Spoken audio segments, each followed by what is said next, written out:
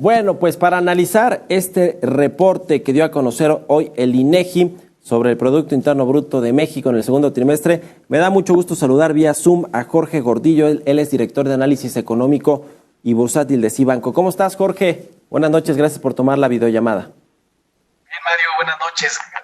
Gusto platicar contigo. A ver, ¿qué nos dice una caída del 19% del PIB mexicano en el segundo trimestre?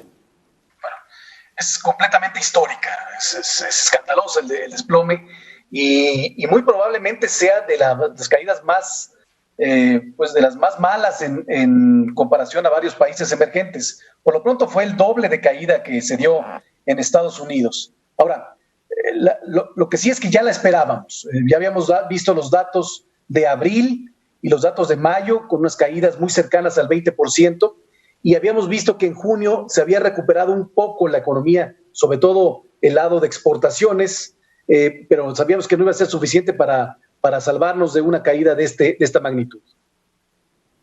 Pues sí, a ver, el asunto de la comparación con Estados Unidos, que también es importante porque al presidente le gustan hacer este tipo de comparaciones, allá se mide distinto y su economía cayó también de forma pues muy profunda en el segundo trimestre del año. ¿Cómo está este asunto de los cálculos como se hacen en Estados Unidos y en México para tener, digamos, esta perspectiva de qué tan mal nos fue en el segundo trimestre del año por el choque del coronavirus?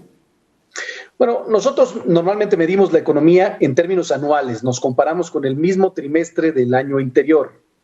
Ellos se comparan con el trimestre anterior, pero para darse una idea de cómo sería el impacto del dato anual, lo anualizan, o sea, lo multiplican por 4, como suponiendo que fuera el mismo comportamiento en los siguientes 4 trimestres. Así es como lo miden. Para poderlos comparar uno con el otro, pues podríamos decir que México cayó en el trimestre con respecto al trimestre anterior 17.7%, y Estados Unidos cayó en el trimestre con respecto al trimestre anterior alrededor de 8.2%. O sea, sí fue el doble la caída que observamos en México. Y si digamos que contáramos como hace Estados Unidos o hiciéramos esta comparativa contra el trimestre anterior, ¿de qué tamaño sería la caída del PIB mexicano? O sea, quiero hacer una, digamos, especie de correlación de lo que sucede en Estados Unidos, que pues es una de las economías, hay que decirlo, más golpeadas también por el coronavirus, que no ha podido controlar la pandemia como sí otros países de Europa. Pero ¿cuánto estaría cayendo la economía mexicana versus la de Estados Unidos en una medida similar? Sí, te digo, en una medida similar, Estados Unidos cayó trimestralmente 8.2 y nosotros 17.7. Ahora, si midiéramos la economía mexicana como la mide Estados Unidos, la economía mexicana hubiera observado una caída de 56%. Sí, demasiado profunda. Ese es el dato que nos suena escandaloso, ¿no? Si comparáramos como mide Estados Unidos su Producto Interno Bruto y los crecimientos o decrecimientos de su economía, el dato de 56% o 54% es escandaloso totalmente. Pero digamos, ¿qué viene para el segundo semestre del año? El presidente decía que en junio hubo un rebote y que la economía comenzó, digamos, a despegar de nueva cuenta. Tiene que ver con la reapertura de muchos negocios, de muchas actividades productivas. ¿Cómo ves tú la recuperación en lo que resta del año? Sí, claro, todos estamos enfocados en eso, porque ya sabíamos que al haberlo cerrado iba a ser escandalosa la caída, entonces todo el enfoque es sobre la recuperación.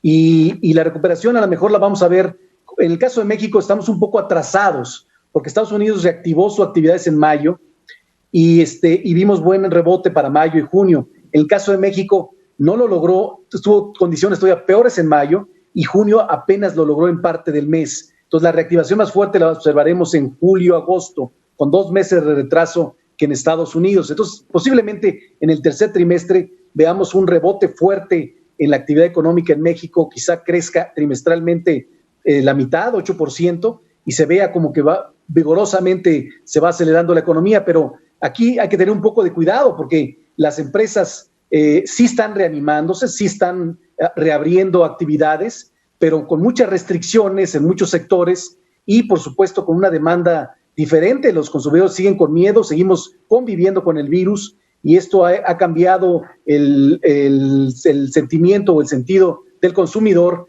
y va a hacer que la recuperación después de este rebote primero pues sea muy lenta y muy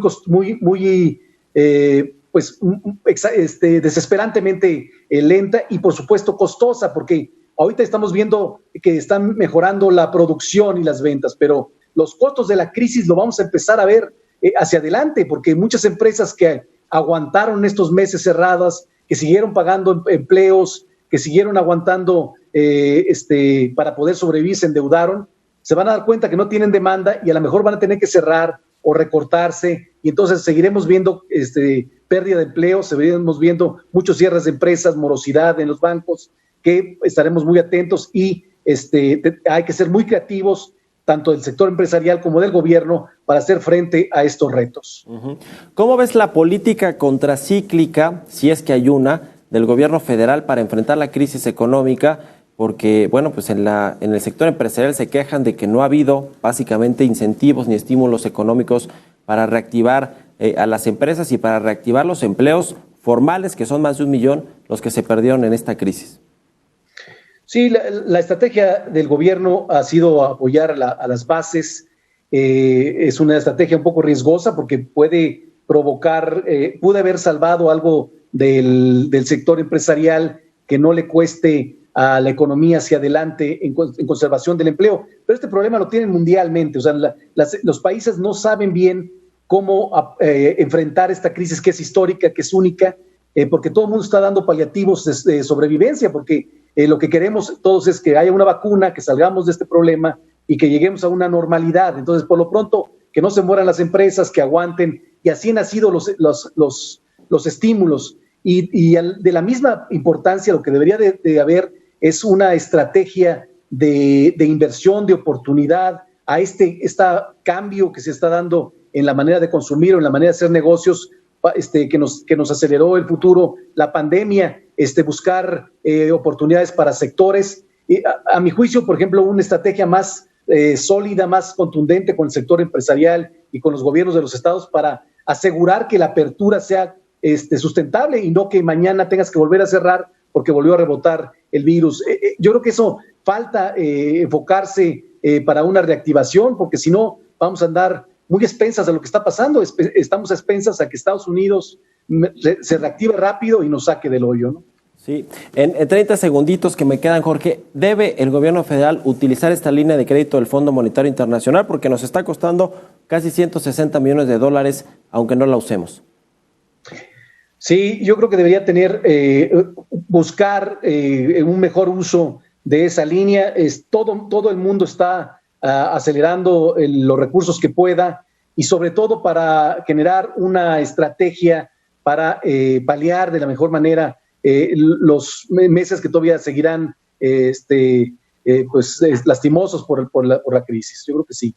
Bueno, pues ahí está. Te agradezco mucho, Jorge Gordillo, director de Análisis Económico y Bursátil de Cibanco, por habernos tomado la llamada y buenas noches.